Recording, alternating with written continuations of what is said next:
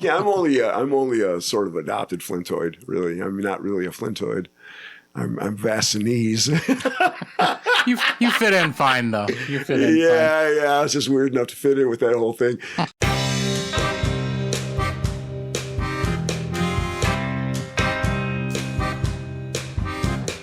Hi, I'm Michael A. I've been a DJ both on radio and in clubs since the mid-'80s here in Flint, Michigan. Flint is one of the most unique cities in the world, with a vibe and a heart like no other. Any musician who plays here is somehow transformed by it. This podcast explores the experiences of those musicians, visitors, or native Flintoids, both on stage and off. We'll check out some of their music, look at their history in my hometown of Flint, and have a few laughs along the way. We call it the Flint Connection.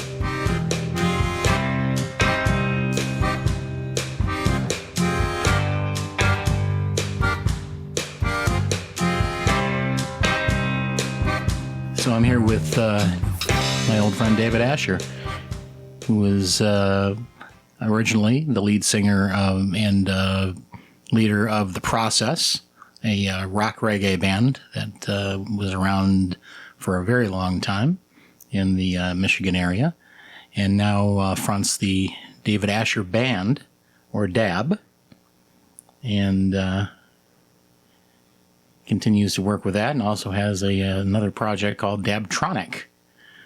And we are really happy to have you with us. Michael, it's so good to see you, my friend. Always a pleasure. Absolutely. Now, we've known each other for a long time, going back to the early 90s. At least, yeah. And because a friend of mine played some of your music for me, and your phone number was inside the cassette case. And I was working in at WFBE at the time. 1991, I would guess, probably. Yeah, it was 1991. Yeah. And I was like, the very fact that there was a reggae band in Michigan blew my mind. And I was like, I got to get a hold of this guy for my show. So I called you up and had you come on, and we've been friends ever since. That's right. Yeah, that's going way back to 91. That would have been our first release, which was a cassette, which was Mystery Babylon. Come around, Judge hold him in a big rain cloud. Then you hold him with a lightning bolt. You hold him in the east, west, catch them in the west. Fire burn him in the north and the south. Hold him in a big rain cloud. Then you hold him with a lightning bolt. You hold him in the east, west, catch them in the west. Fire burn him in the north and the south.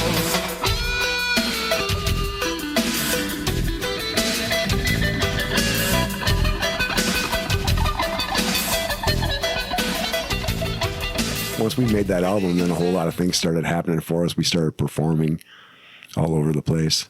But I guess we're jumping ahead. Well, this is one of the, that led me to the question, and this is something I don't think we've ever talked about before. How does a white guy who lived in the country of Michigan get into reggae in the first place? Well, my family was a little bit different than a lot of the other families in the area. My parents were both educators, and they were gone a lot. So I was raised by my grandmother for the most part, who was Scottish immigrant, first generation.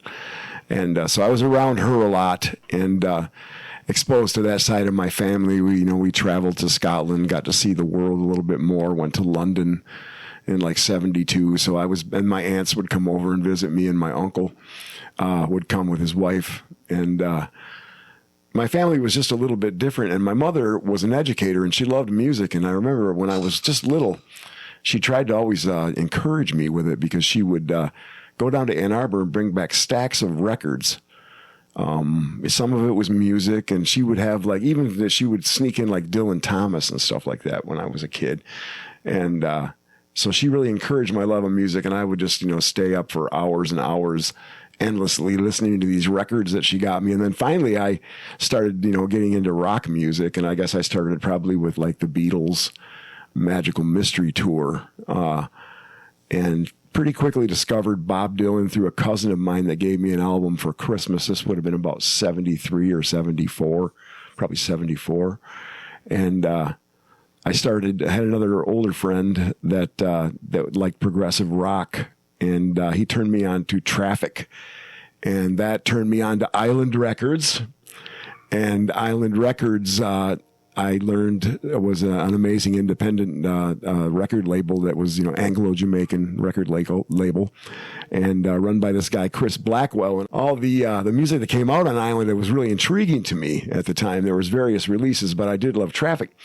And so one day, I guess it must have been about 1978, something like that, I was in the mall in the record store, and I was thumbing through records, and I saw Bob Marley, and I'd heard a commercial for like the tour for Kaya, I think it was. And that's all I'd ever really heard of it. And I thought, well, that sounds different. And I pulled out this Kaya album. His smile beguiled me. He had this beautiful smile on the cover. And I thought, what is this?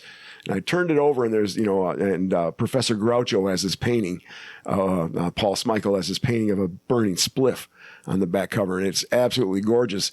And I flipped it over, and I said, it's Island Records. And it said produced by Chris Blackwell.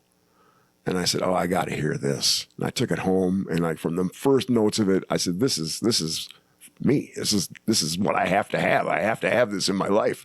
This, I knew it right from and I didn't really understand all the concepts of Rastafari and all the different things I heard. I was really intrigued trying to understand it, but there wasn't much information available really in the Midwest at that time unless you really sought it out.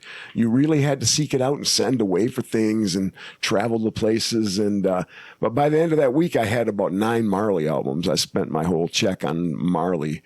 And then a little bit later, playing with my friend Dave Ivory, he kind of showed me how to chuck the guitar, and that's kind of what I've been, building on that foundation ever since, and started writing songs, probably when I was kind of a late bloomer, probably when I was about 27, 28 years old. I started writing memorable songs, more than anything I'd tried to do before. I'd tried, but this stuff kind of stuck around. And then we started recording and it formed the band. We started down in Durand. Garrick and I still lived in Vassar, and we had a whole series of bass players that came and went. And there's stories with each one of them, which is another rabbit hole we could go down, but don't necessarily have to. But sort of a Spinal Tap kind of thing. Yeah. It's gotten even worse since those days. I mean, it's actually tragic. But it has it's in a happy place right now with our bass player where things are good. Things are going well. So knock on wood, jog-eyed. And, so yeah, we used to be fanatics. We drive down to Durand. We wrote all these songs, and, our buddy David Regensberger had a house in there in Durand, and he was a drummer. He was trying to be one. And Garrick and I would just drive down there. We'd work all day, drive, 2 hours down there with our equipment, set it up in this attic that was lit by a red light bulb, and we wrote that Mystery Babylon album in that room. Mystery Babylon, drinking down the blood of your children. Mystery Babylon, drinking down the blood of Israel nation.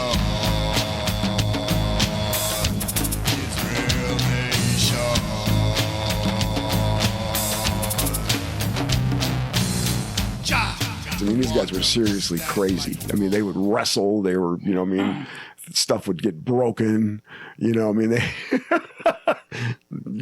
you say Garrick, you mean Garrick Owen? Garrick Owen. Yeah, the guitar player from The Process. Longtime guitar player from The Process. And we stay in touch. I don't see him very often, but we do stay in touch. He's kind of raising his family now, and he's got two beautiful kids and a lovely wife, and he's happy, and they do a lot together. And so I'm happy for him to be doing that, and I'm happy to still be doing what I'm doing as well.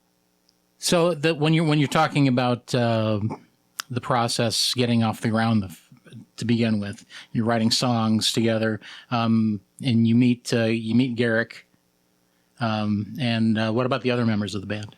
Well, Garrick was a kid in the neighborhood, and he's about 7 years younger than me. And he was a mean little kid. He used to throw stones at us, coming home from school and stuff, and we'd chase him, but we could never catch him. So, and eventually we got to be friends. He was hanging around David Ivory, who was another great musician that we've worked with for many years. And with Dab and the Process both, he kind of he'd come in and do what needed to be done, and then step back. And so he was there at the time, but eventually the group gelled around when Eric Aneshko joined, the drummer from Saginaw, a Polish kid from Saginaw, the really powerful, precise drummer. Joined us, and then Bill Heffelfinger pretty quickly heard what we were doing with him and decided that he would step in and we could start doing some more recordings and some shows and stuff. And so that's how the initial group gelled. And we played with Eric for about 12 years. And then we had a little period where Sam Metropolis filled in, and then eventually that position was filled by Gabe Gonzalez, who's known for his work with George Clinton's P-Funk All-Stars. So he was with us for about 12 years.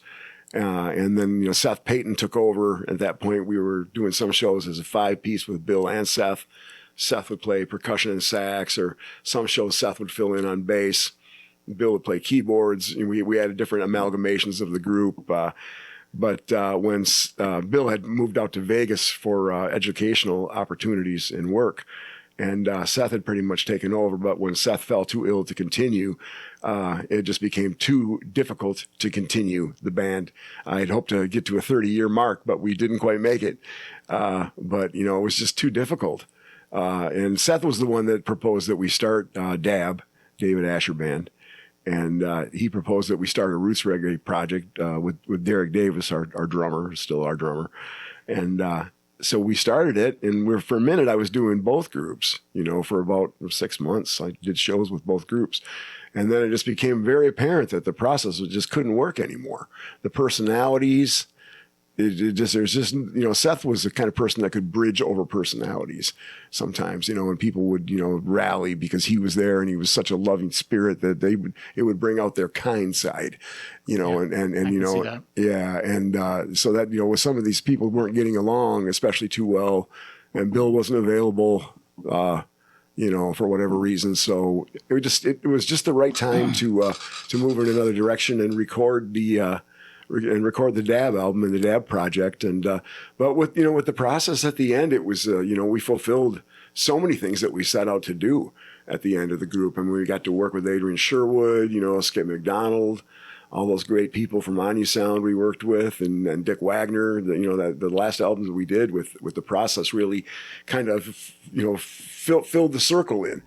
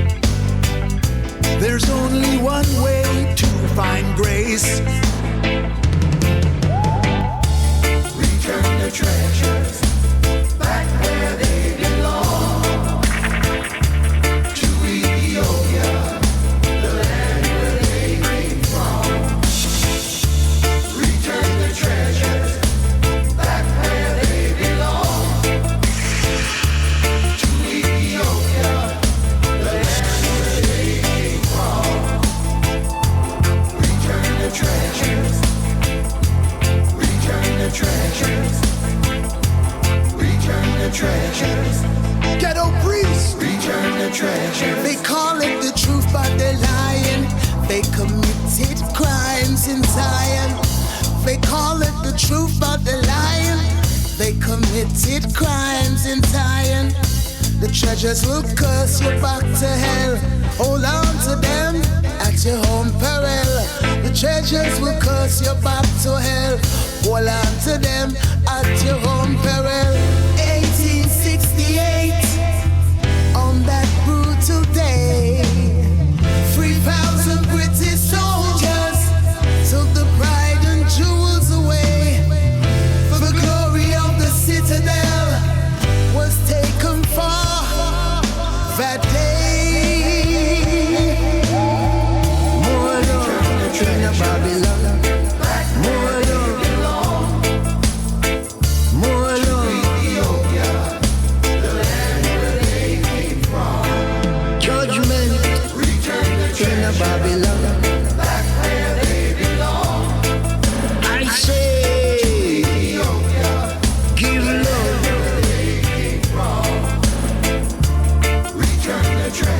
Black king, black queen, black lord, black lady, black god, black goddess, black lord and black lady.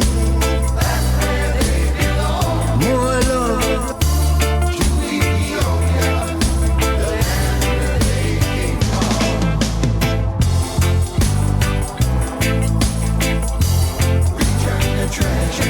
Straight from a place called Africa, Ethiopia, Addis Ababa, home of our forefathers. So the next thing for me to do, which I always thought I would do, would be to start my own project. And even back in the day, I thought, well, I'll ride this thing out and see where it goes, and I'll springboard off this and do my own project and do more what I want to do. You know, the process was my group too, but I mean, it was a compromise. It was all of us together. You know, with Dab, it's the same way, but you know, we all kind of have more of a rootsier vision. You know, they indulge me a little bit. You know, they let me push it in different directions sometimes. You know, and we got such a great lineup of people now that we're working with. Absolutely fantastic musicians that we're working with now. We got Rich Small, you know, on guitars, brilliant guitar player. But everyone from Flint probably knows that name. Oh, yeah. A lot of people know that name. And Bo Glasschild has taken over on bass now for the late Louis Gladney, who passed about a year ago now, was it already? Wow. And then Derek Davis still on drums. So that's the four of us are the ones that will assault your senses if you catch us somewhere. I've seen some video of the band since Rich joined, and he actually will pull out a saxophone or something like that. Yeah, he'll take out a bari sax or a soprano sax or any sax he feels like playing, and there's room for him to stretch out and do stuff like that, which is really fun.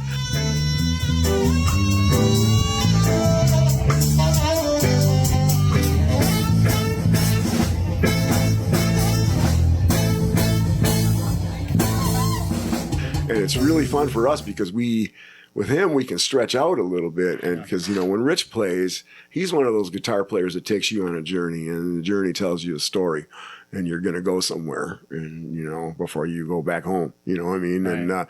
And we give him room to do that. And it's really an interesting experience live to catch us now. I mean, we have, I'm hoping we get out and get some more shows soon. Hopefully the next summer, we'll definitely be hitting it.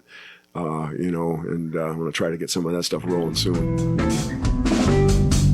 Shadrach, Meshach, and Abednego were cast in the fire but never get burned. Daniel went down in the lion's den. Fools thought they would never see him again. Shadrach, Meshach, and Abednego were cast in the fire but never get burned. Daniel went down in the lion's den. Fools thought they would never see him again. Don't keep your bone.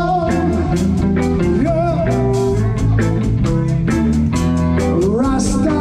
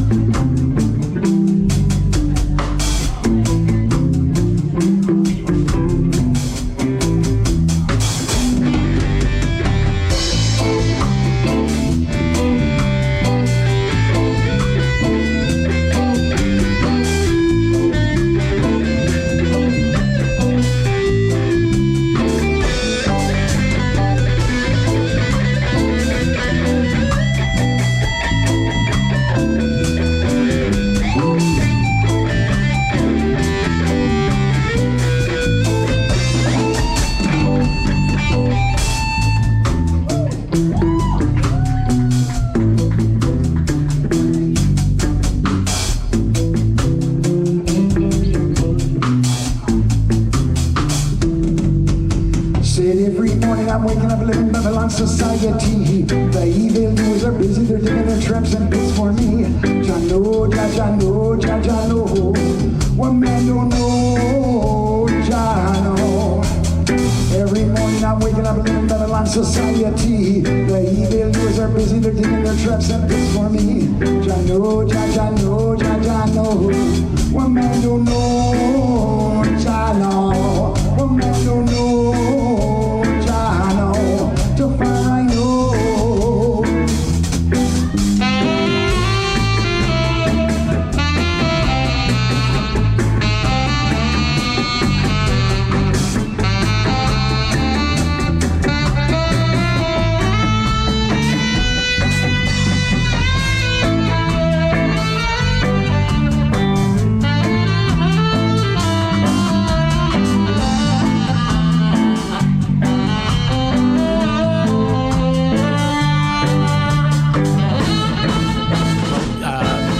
Obviously based in Vassar, but your journey in music has intersected with Flint a lot over the years. That's true. Where did you first find yourself connected to Flint?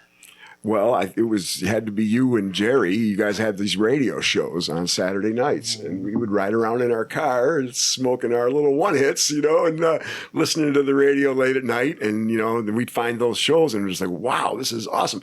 And then they'd be talking about events going on down at the Capitol Theater. And so Garrick says to me, he says, we really need to go down there, And I said, yeah, let's do it. We'll go next Saturday. So we made a point of going down there every single Saturday. Every single Saturday we were down there. Back then, Jerry Humphrey, who was one of the hosts of Take No Prisoners, was also booking shows at the Capitol. So there was a lot of very interesting local bands that he was bringing in, as I recall.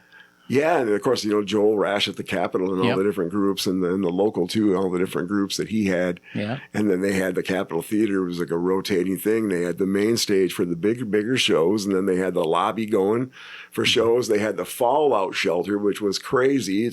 You don't even know how to describe it to people. It was a bowling alley, basically. that had been stripped, and it was basically repurposed for an all ages punk rock club. It didn't really have a stage. Everybody was on the floor together, but towards the back of this long, elongated bowling alley was where the fallout shelter was, the bomb shelter. And there were these metal tins in there that junkies or bums or whoever had gotten in there and busted them open and got out the jelly and the crackers and ate and also took the morphine. There was morphine packs, and I don't know if that maybe syringes. I can't really remember that, but I remember there was morphine and jelly and crackers, and they ate the jelly and shot the morphine up, I guess. I remember this kid Israel took me up to the top to fire up the projector because we wanted to see if we could show our 35 millimeter animated horror movies that we'd colorized while we played. And he had like a giant candle, and he lit that thing, and it burned so bright it was like an arc, but he could not get that projector fired up. He couldn't get it. It was close though, and it was just an awesome experience being up there and seeing that ancient projector and him trying to get it going. It's such a beautiful old theater. Oh, it is. Now I haven't been since that's a shameful thing. I have not been there since they've restored it. It's beautiful now, but in a very different way. Yeah, I'm sure. I mean, it's like back then it was beautiful in this sort of decadent, like gothic, decayed kind kind of way. Gothic ruin. Sort of gothy. Yeah, gothic ruin. And now it's like, you've gone back to the days when it was first built, and it's just beautiful.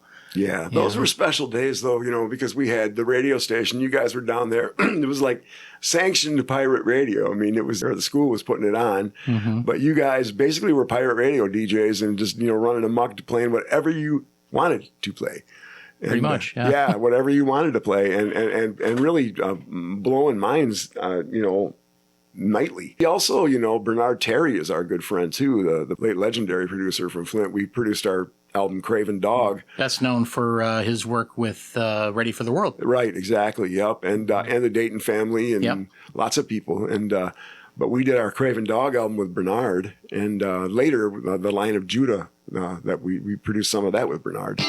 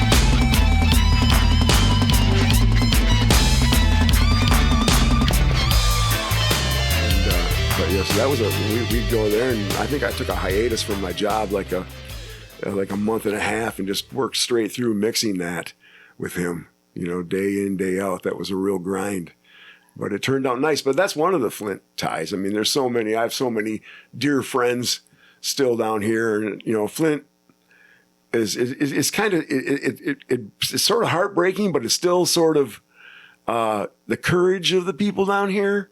It gets me a lump in my throat sometimes. I love Flint. I love Flint. I love Flint's heart. It's got more heart than anywhere that I've been. We're a tough bunch. Yeah, there were so many brilliant groups though, and just so much outrageous creativity going on. It was almost just too much. You know what I mean? There was every weekend something, and every weekend a lot of something. You know what I mean? That's how it was back in those days. And they've chronicled that on that. Isn't there a website that has a lot of the recordings of those groups? Yeah, what is that? That's takenoprisoners.info. Yes, takenoprisoners.info. So we recommend that. You guys check all that stuff out. 100%. There's so much great stuff, especially from the 80s and 90s. The first gig we played in Flint was at the Hot Rock. You remember that place? Yeah, oh yeah. And that's where I met Corey Robbins. That's where I started DJing. Right. You started there. That was our first gig in Flint. So, we're right there, right on the same track. Yeah. And that's where I met Corey, and I said, there's this white Rasta kid. I didn't know any Rastas. I didn't know anybody. I was on a solitary path to myself. You know what I mean? And then I met this other kid that came bouncing up to me and heard the message in the music, immediately bonded with him, and that was the kind of friendship we had up to, his last times. It was impossible not to love Corey. Yeah. Unless you were a skinhead racist. Yeah, he was a defender. He was a defender of the weak and a punisher of the wicked in general. Indeed. I tell you a funny story happened one time, a Capitol Theater story. This is one of the wilder ones. We have a mutual friend, Rocky Barger. He's well known in the Flint community. He's a large man and tall and has quite a reach. Corey was probably the toughest guy I knew. Really, I mean, he was. They call him Concrete C. He was a tough guy. And there was some type of a fracas at the Capitol Cafe, which was this little cafe that was next door to the theater. Yeah. And there was a little balcony at the top, and these punks were throwing ice down on these girls, trying to hurt them with ice cubes. They kicked them out, and they spilled out into the street. And this kid comes up to Corey and starts, is threatening him. And the next thing you know, the kid's got a gun in his hand. And there was about 50 people that poured out into the street. And it was like West Side Story. They all just started fighting. How everybody knew who to fight, I'll never figure it out. They were all squaring off 2 by 2, and they're all fighting. And I'm off to the side. Garrick and I managed to get away, get back from it all. And this kid's got this gun. He's waving it. He's threatening Corey. And all of a sudden, Corey goes down in this sideways lunge and springs up like a pouncing cat, like a lion, and just knocks this kid down the block. And the gun went flying. The kid went the other way.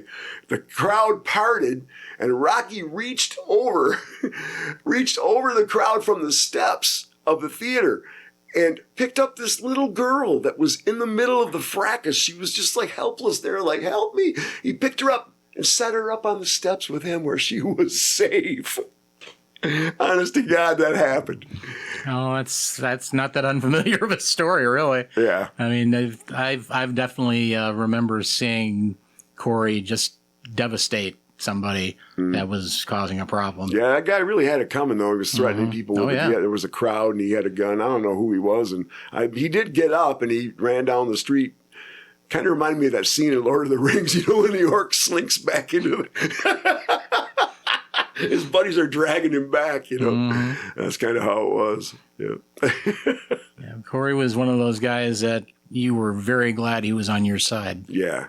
And he was a few times. Yeah. And he was a few times. Well, things never really popped off, with him around. They never really did too much anyway. Yeah.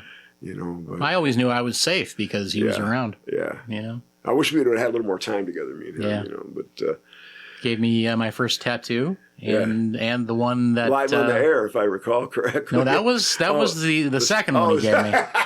That one, that was the one that was done on my butt on the actual pirate station that we had. See, I do know way too much about Flint. Yeah, and about me actually. That was a special day.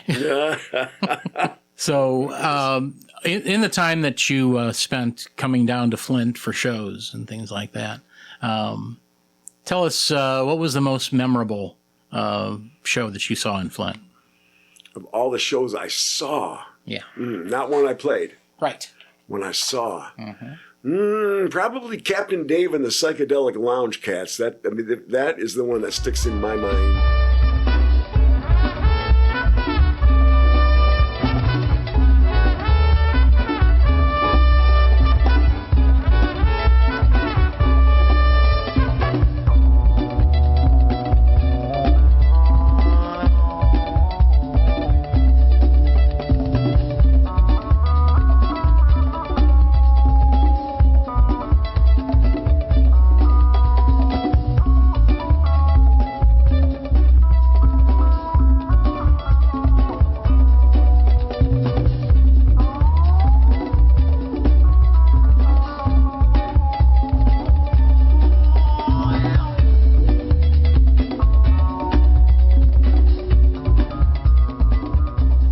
And then HR.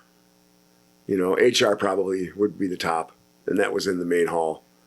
HR Human Rights. Yes, I was there for that. That was incredible. That was really incredible. It was like 89. That was the first reggae show I ever got to see. Oh, really? Well, it was a very good one. And he was in top form, as was his band. Yeah. And they were absolutely phenomenal. And we got to meet all of them, and that was very, very cool. So, that was a fun.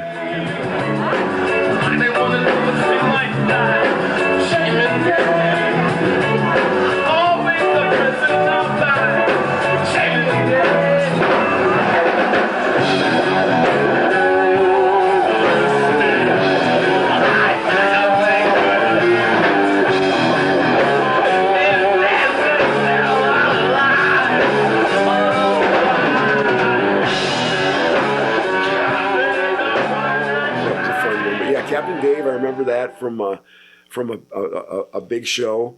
Now, there's a couple shows that we played there that I remember. Oh, please. We played the Fallout Shelter, and there was about 200 kids there, and we actually used to play like thrashy stuff a little bit here and there. Yep.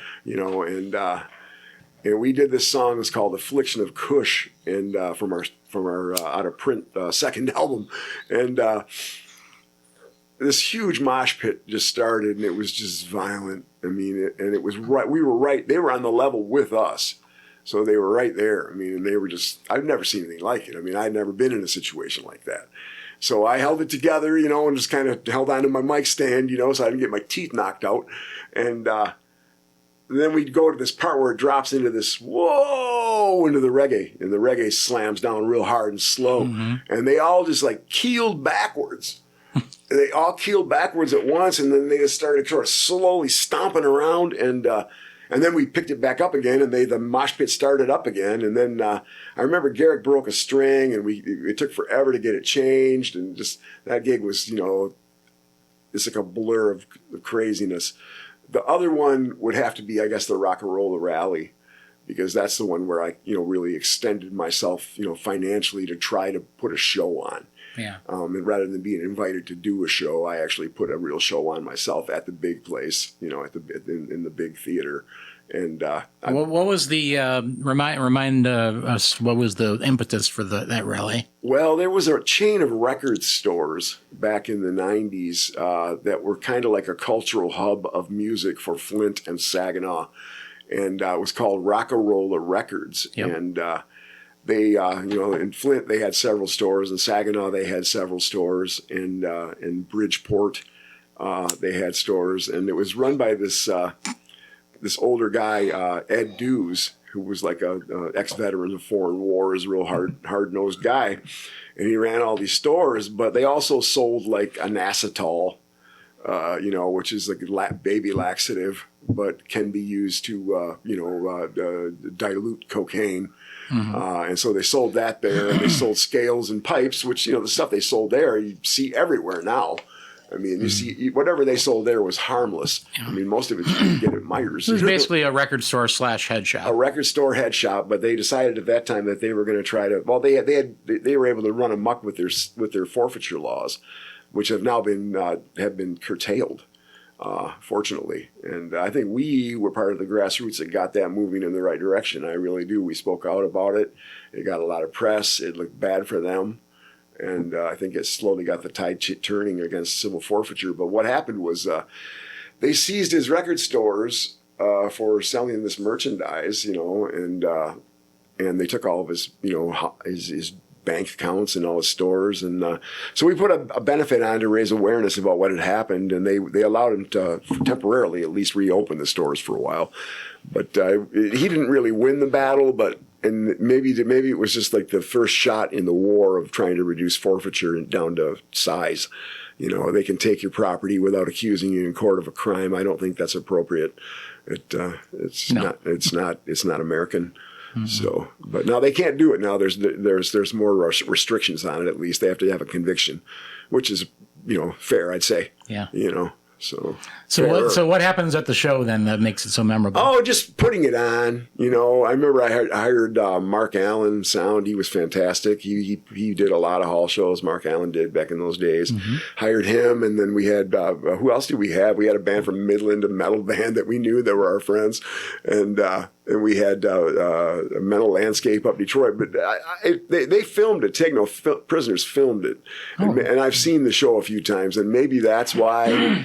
In my mind, it's more of a memorable show because I've seen the film of it a couple times. Children, y'all have heard about this land. Yeah. So, Mr. Police, I'm telling you this.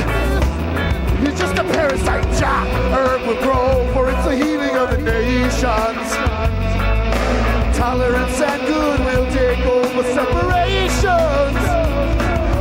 Can't wait to use, don't press the bell.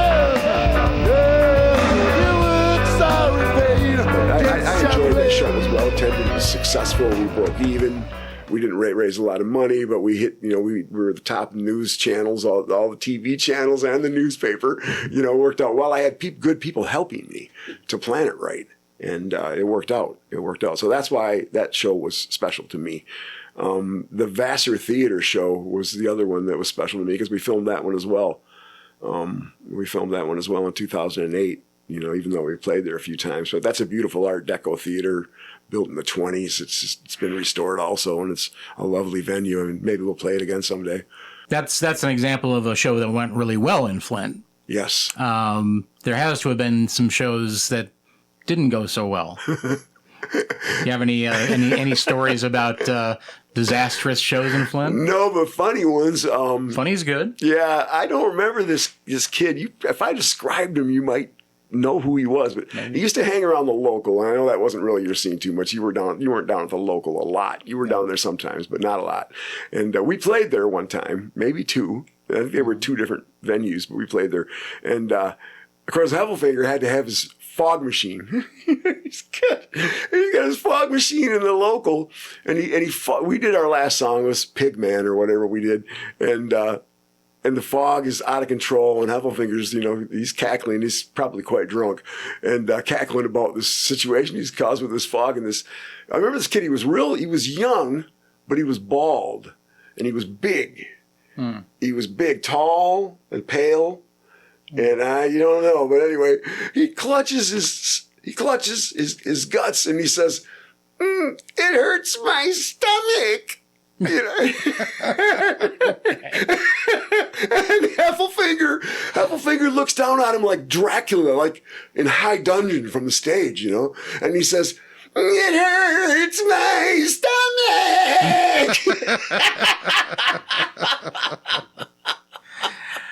And people who haven't seen Bill, Bill has a very dramatic look, shall we say? Wears eye makeup even when he's not on stage. Yeah. And has this big shock of dark hair. And I'm imagining this scene, and it's pretty damn funny. Yeah, there weren't really a whole lot of bands that really put out the vibe that we put out, though. At our best, at our best, it was a mighty thing, And I miss that sometimes. Yeah. You know what I mean? Because Dab is a different thing. You know what I mean? I love Dab. I love the groove of it. And it's everything. more of an intimate experience. Yeah, and I love that. I love that. But I do miss the energy, the raw power sometimes of what the process could give. But I can always go back to the recordings. I think we kind of bottled some of it in some of the recordings anyway. Yeah, there was a big rock feel to the band. Yeah, a lot of it. Yep, a lot of it. That combination of, whereas it's like a band like Bad Brains combined the reggae with like hardcore punk. Right. You guys almost had like a progressive rock meets reggae kind of vibe. And even some metal elements snuck in there from time to time. And old school, I don't want to say the artists because they're not the ones that influenced me, but you know what I mean? Some of the stuff that Garrick and Bill listened to was, they liked Dallas Cooper, and they liked, Yes and groups like that, and so. That all came into the vibe of the band for sure. Yeah, I think it was special what we had. I think it was a really special thing. I look back on it now, and there was nobody doing what we did.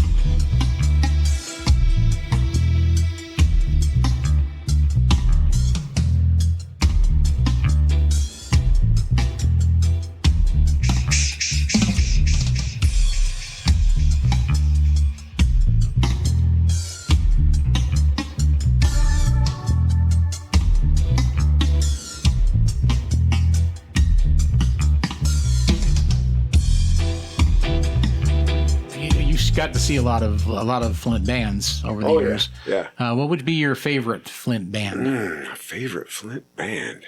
Oh man. I'm gonna say Albadore. Well, that's very kind. That is very kind. Especially with Corey on the mic. Yeah, those were good days. Albadore with Corey on the mic. That particular lineup. And didn't have a lot of lineups where it was actually a band. Don't you feel them on the children of men, my friend? Teaching hate to the neighbor allegiance and flattering the double hearts of sin. Shall I cut from the flattering lips and that tongue that speaks in vain? Who said your words are carried by ships? Your words are your own disdain. Hear me diligently my speech and let this be a consultation. On the way down here, I was thinking about Bruce Stedron. I said, well, he's going to come up in this conversation. And he was the chief engineer at WFBE for those who aren't in the know. Really, really, exceptionally good person. Yeah. And cruelly taken, Far too young. Yeah, far too young, and with so much potential, and he had a young family, and I called him. I called him in the hospital, and it was very moving, and I told him, I said, well, you hang in there, bro. He's like, no, I'm done. He's like, I'm done. But I want you to keep doing what you're doing. Yeah. That's what he told me, and that is never far from my thoughts. Yeah. You know what I mean? Somebody tells you that at that time, it's like, it's a powerful thing. Yeah. It's a powerful thing. He's a beautiful guy. He was a really beautiful cat, and he has, his kids are grown up now, and they're wonderful kids. His son Jack kind of looks a lot like him, but doesn't he? I talked to Jack quite a bit. He's a good guy, isn't he? I don't really know him. I really don't know him, but I get the vibe. He takes after Bruce a lot. Yeah. Although in some ways he doesn't, which is always a nice surprise too. Yeah, well, his mother, she's a force too. Oh yes, she is. Yeah, she's a force too, Marjorie. Bruce. I got to play with him in Albadore and SSG. Yeah, that's what you were doing when I first met you. You were doing the SSG stuff. You were just starting it. Yeah, basically just changed the name right about 2000 because I was the only original member left. Right. And it was just like, come on. Plus, by that point, the internet had become a thing. I could look it up and find out that there was like 16 different SSGs already. I remember jumping on stage with you and Corey at Metropolis. Yep, I remember that. I remember I had a tan trench coat on. I jumped on stage and like toasted on the mic for a minute with you guys. I think that was the first Albadore show. Was it? I think so. Yeah, because that was a lot of guests on that show. That we had like 3 different bands playing and stuff. I mean, it was I don't know if that was the one where Oh My God actually played before us. I think it was. I can't say that they opened for us because they are a much bigger band than just the way things worked out that night. But it was my birthday show, so we got to go last. That's cool. You know, another band I'd be remiss without mentioning Lack of Afro, my other favorite Flint band.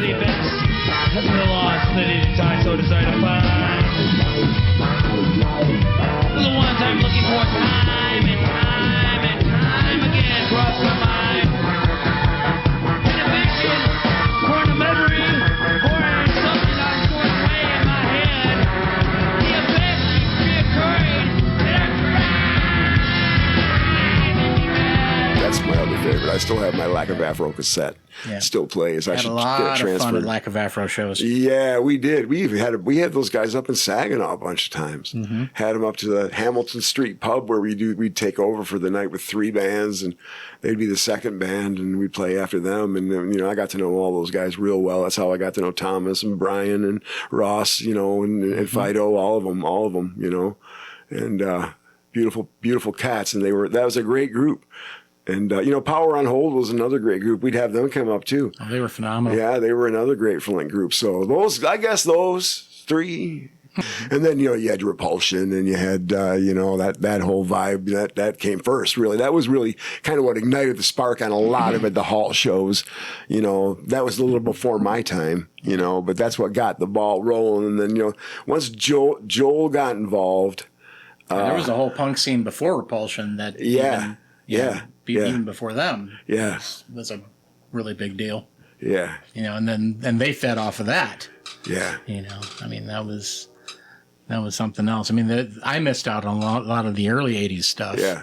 Because I didn't move back to Flint until 84. See, I was there. I mean, I was going to school down there, but I didn't know what the hell was going on in the town. You know what I mean? I was just at school. Yeah. Until you kind of got your invitation kind of into the party. Right. You didn't, I mean, because there was a few years before I found out about what was going on. Well, thank God for the radio. And, you know, I mean, and that, you know, what a loss that station is gone. Yeah. I mean, there is nothing to fill the void on it, you know, and, I want, you can edit this out if you want to. I want to use the word tight ass because there's too many tight ass programmers on radio stations. No, we swear on this podcast. Okay. Well, these tight ass, let me stop. These tight ass motherfuckers, sons of bitches. You know, they have such a chokehold on their public radio stations, and you know, they're like, now we're going to listen to Footlight Parade, you know, or whatever. They won't give it up and let the people fucking have their say. Okay. WFBE was an outlier even at the time. Yeah. I mean, we were a strange station. I knew it was something special. Yeah. I was honored to be a part of it. A couple times we DJ together, even sometimes, you know, and we had a lot of fun down there. Yeah, I got turned on to a lot of good reggae because of you coming on the show. For sure. Because I got to find out that not only were you a performer that I could admire and enjoy your music, but that we were kindred spirits in our deep obsession with reggae music. Yeah. You took me to school a couple times on those clashes that we did. Mm-hmm. Those were really fun. You know, we used to clash. Yeah, we used to clash in the clubs like at Churchill's, and we did it at the Loft too. But you know, he'd do a half hour. Mike would do a half hour, and I'd do a half hour. and just try to top each other's selection. And I mean, it got pretty wicked. There was some music that was spine-tinglingly good for extended periods of time. We had a lot of fun with those. Yeah. Those were fun. Those were fun. See, that kind of stuff you just remember it forever. You know, that kind of vibe stays with you forever. And those were good nights, definitely. Extremely good. Yeah. But yeah, at least we still, we're still out there. Still doing our thing. And you actually brought a reggae night to Flint briefly. Oh yeah, at the Aloha Lounge. Yeah, that's that was right. fun. Yeah. That was fun. Didn't last long. No, but it didn't. It didn't last time. long. But we were there for a couple. Me and Seth and I did it for a couple weekends, and Seth Payton. What day was that? I think it was like a Thursday or a Wednesday. It was a screwed up night. It wasn't middle of the week. Yeah. And then this island gentleman kind of handed it over to these two guys. So the one guy, Lionheart, he's my brother, but the other guy I didn't know as well. And he ended up kind of turning it into. He didn't know if you wanted to make it a rap night or a reggae night. And I remember this little guy. He comes out. He was a little island dude, a little Jamaican or whatever he was. He just comes in and he goes. And I was playing Max Romeo, something sweet, and he comes and he goes, "We want the hardcore reggae," And this other dread says, "Well, you'll get that, and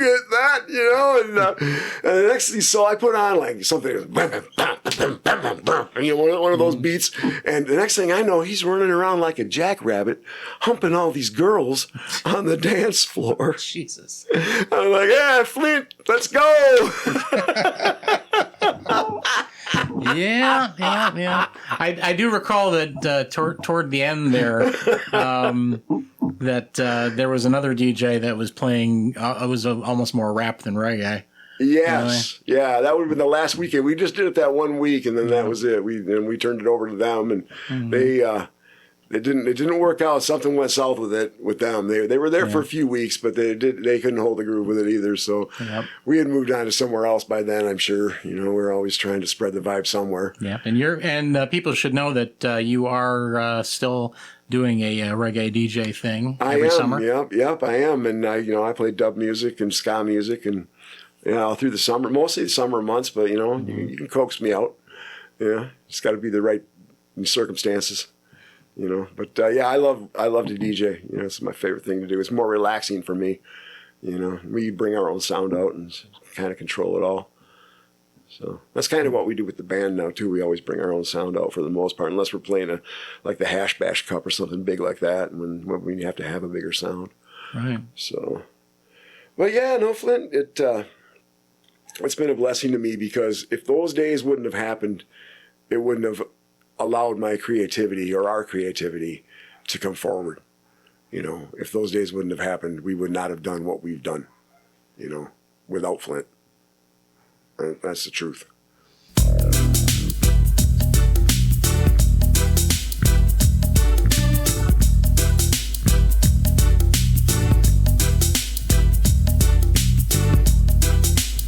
Hear the lion roar.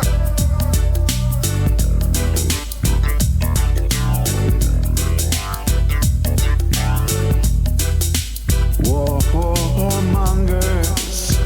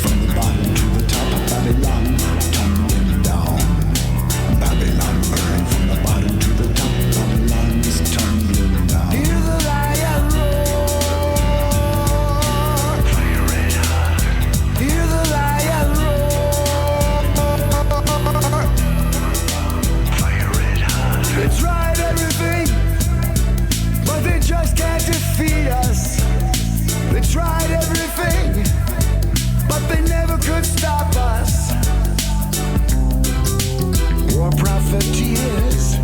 We won't give in to your fears. War profiteers. We won't give in to your fears. War profiteers. We won't give in to your fears. War profiteers. We won't give in to your fears. Babylon's burning from the bottom to the top. Babylon tumbling down. Babylon burning from the bottom to the top. Babylon's tumbling down. Babylon burning, the fire red hot. Babylon falling down.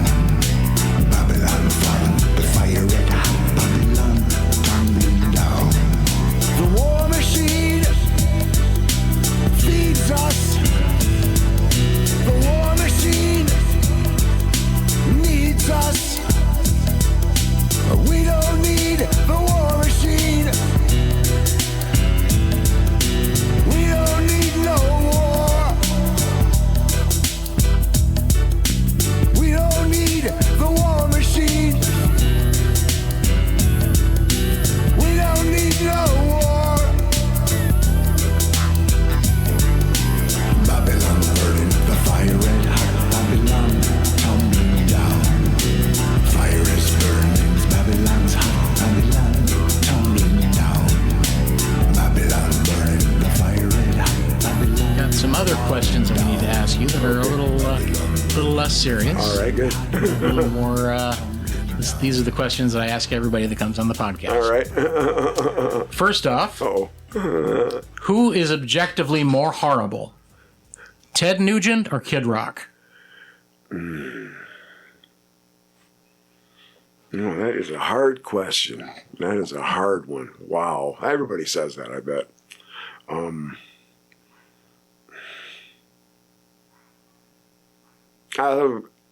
going to say Kid Rock. And why? Oh, these are hard questions. He's just that much slimier. Like personally slimier? Is that an or- answer? No? Okay, I got to go. What type of slime? The film that covers his face is especially repulsive. Fair enough. Fair enough. Name one thing that is worse than Kid Rock. I'm not going to say Ted Nugent because I can't.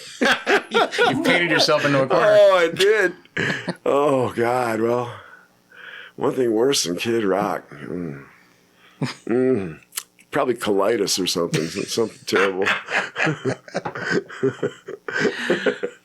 Okay, now as a technical outsider, this should be an interesting question. Okay. Because you don't have a dog in this game. Okay. Or this fight rather. Okay. Detroit or Flint style Coney? Flint. That's the right answer. Mm-hmm. What is your favorite flavor? This is always hard to say. What is your favorite flavor of Faygo? Red Pop. Red Pop. Okay. Okay. Your favorite Michigan band or artist? Iggy Pop. Didn't even have to think about it. What's special about Iggy to you? Oh, he's just everything about him. You know, he's a one-off. You know, Iggy's a one-off, but he's to me. I mean, although if you take his whole catalog, of his greatest recordings and performances, I mean, there's no one to top him. So.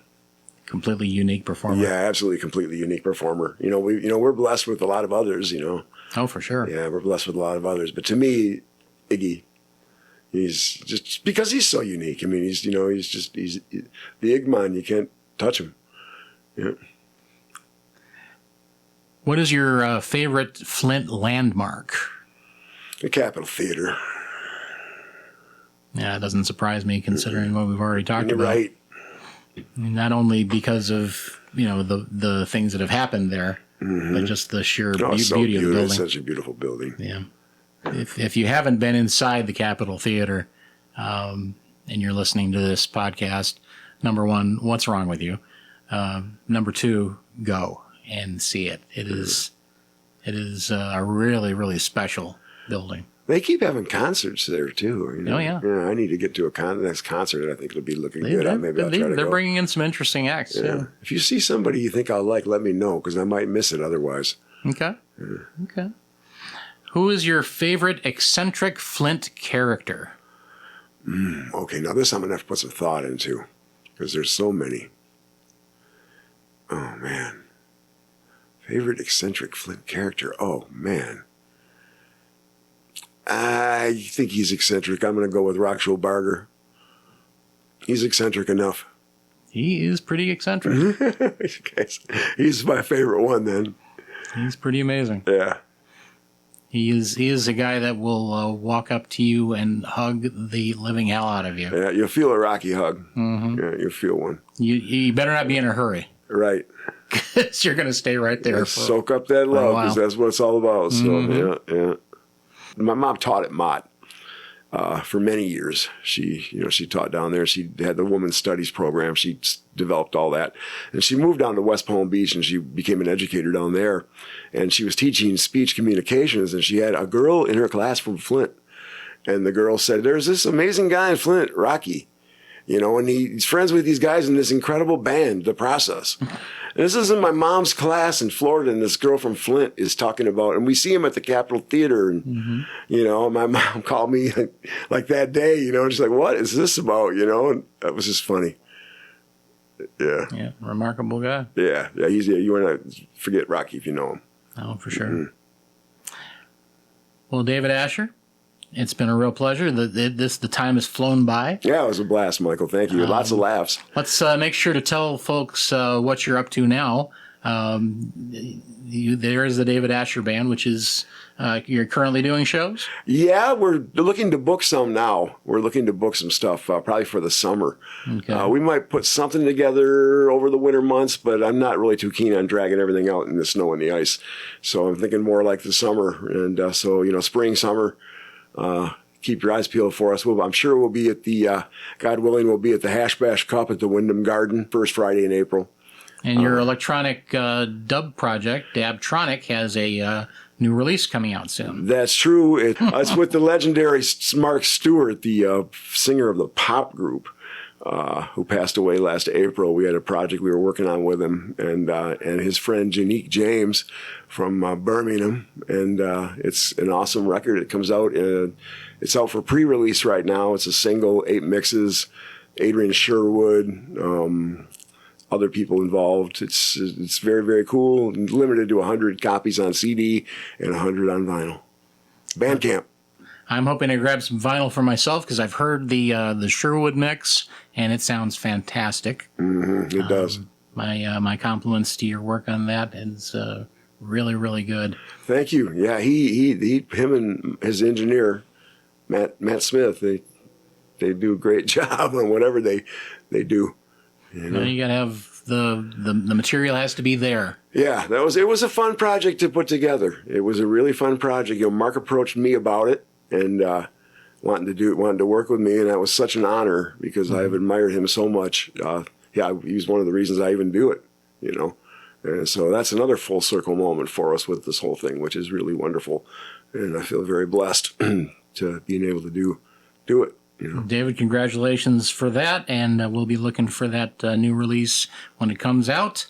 And once again, thanks for being on the Flint Connection. All right, Michael, thank you so much, man.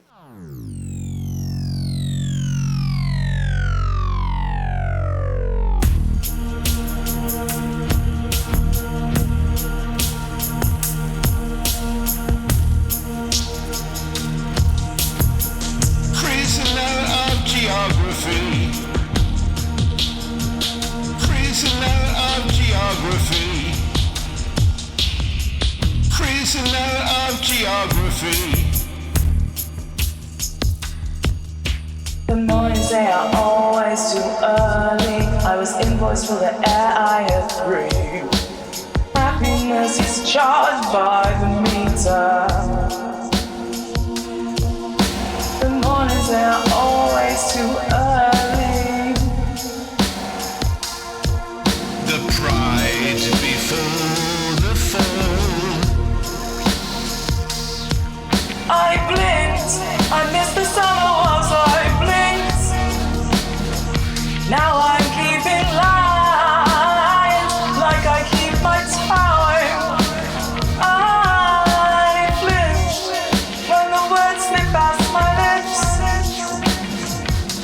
certainty of life has been gagged and tied. I blinked, I missed the sun was I blinked. Na na na na na na. I'll never be lonely with my mind like a male voice choir. I'll never be lonely with my mind like a male voice choir.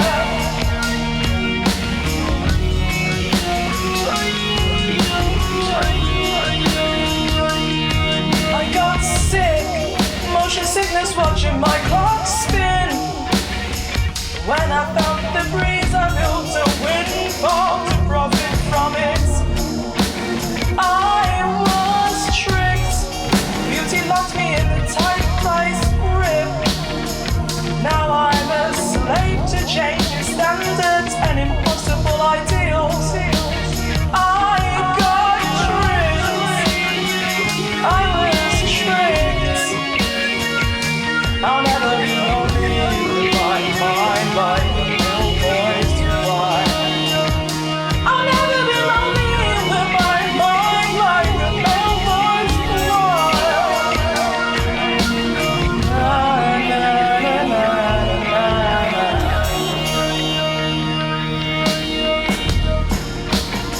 Oh, the pride, the pride, the pride before the fall.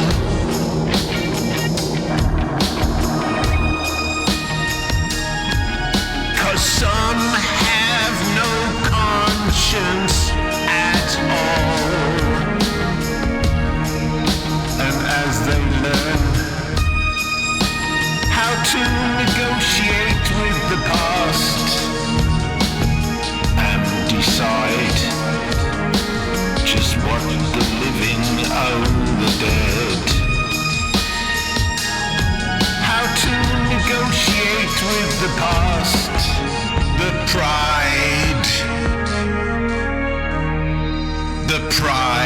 before the fall.